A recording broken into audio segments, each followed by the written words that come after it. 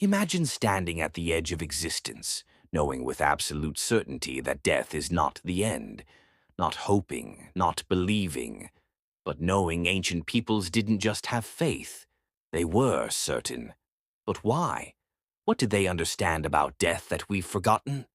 Today, we're diving into the fascinating world of ancient afterlife beliefs, and I promise, this isn't what you learned in history class. Here's something mind-blowing.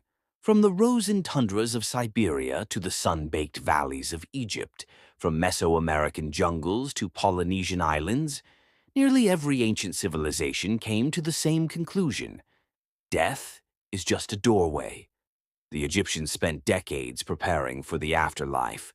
Vikings packed ships with supplies for the next world. Ancient Chinese buried jade suits worth fortunes with their dead. These weren't primitive people dreaming. They were brilliant civilizations, builders of pyramids, creators of writing systems, mappers of stars. So what did they know that made them so certain? Let's start with the most obvious clue. Dreams. Every night you close your eyes and enter another world. You meet people who have died. You fly. You visit impossible places. Then you wake up. To ancient minds, this wasn't random neurons firing. It was proof that consciousness can exist separately from the body. When they dreamed of a deceased relative, it wasn't imagination. It was a real visit. Egyptians called dreams messages from the gods.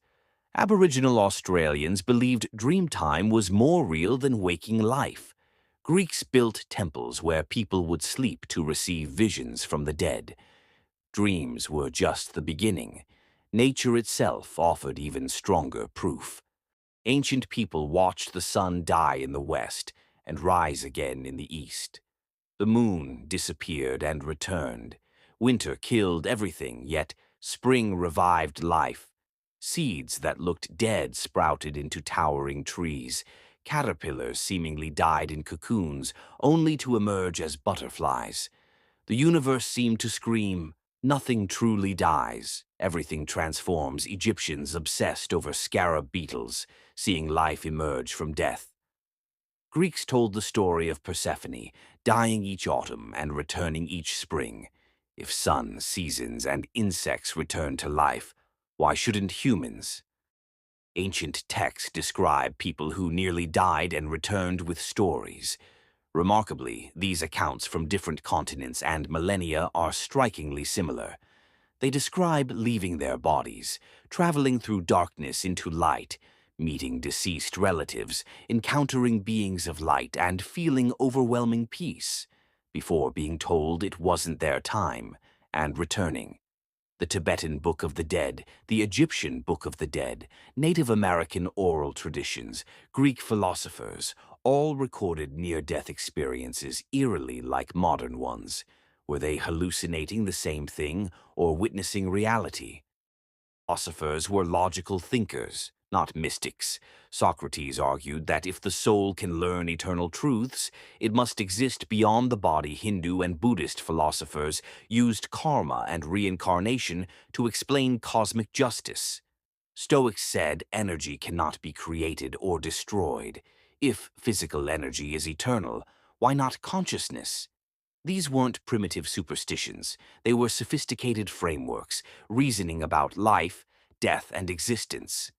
The dead refused to stay silent. Mediums, shamans, oracles, priests, every ancient culture had them. People trusted them because they shared knowledge impossible to know otherwise. The Oracle of Delphi influenced Greek politics. Roman families consulted ancestors before decisions. Indigenous shamans journeyed to the spirit world and returned with knowledge: ghosts, hauntings, unexplained phenomena. To them, this wasn't scary. It was proof that consciousness survives death. Ancient peoples believed in the afterlife because life without it made no sense. If death is the end, cruelty has no consequence, sacrifice has no meaning. Love is just chemistry. Egyptians believed the heart was weighed against the feather of truth. Norse warriors went to Valhalla, cowards to hell. The Chinese believed in heavens and hells based on deeds. Across cultures, justice ultimately prevailed. The afterlife wasn't hope. It was what made life meaningful. Were ancient peoples right? That's not for me to say. But their certainty wasn't ignorance. It was observation, logic, universal experience, and philosophical reasoning.